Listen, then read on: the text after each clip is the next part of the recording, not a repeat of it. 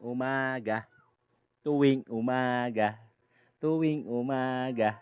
Mag-exercise tayo tuwing umaga. Nang katawan natin ay sumigla. Ayan.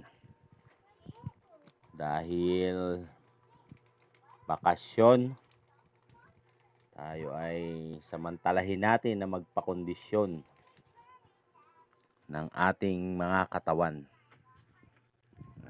Pull-ups, family bonding na rin, sama ang ating anak. Samantalahin ang bakasyon, sama ang pamilya. Ayan nga. Medyo hirap na mag-angat ng katawan.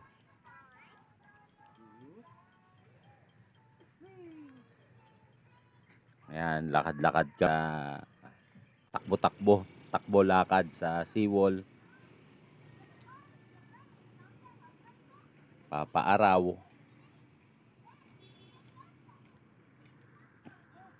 Malaking bagay po kasi yan, papaaraw. Sa umaga, vitamin D. Lakad-lakad para sa cardio natin. Galaw-galaw, baka ma-stroke.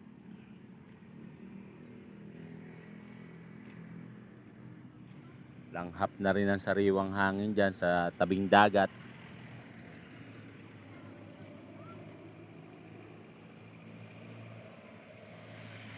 Medyo napagod ng ating Margaret pakarga.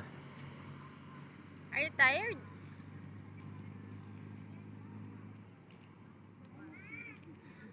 Are you tired? Ayan, nagyakag naman siyang umakyat dyan sa may monumento. Akyat naman kami dyan sa monumento habang si Mrs. ang nagbibideo.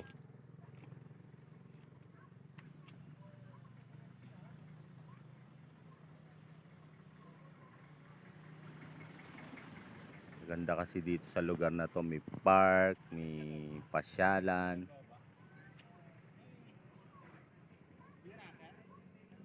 Pwede kayong mag lakad-lakad, mag-jogging, mag-exercise.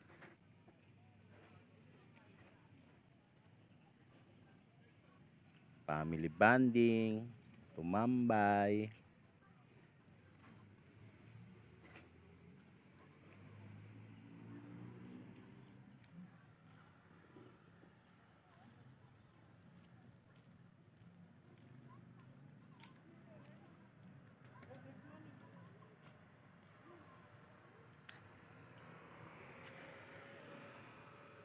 Ayan nga po. Pababa na kami. Kinarga ko na si Margaret,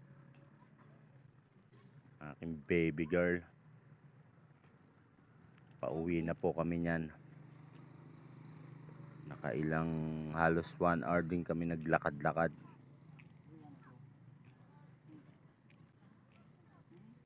Nagturo pa siya dyan sa Baratillo, kaso sarado pa. Bibili sana siya ng dinosaur. Mamayang hapon na lang.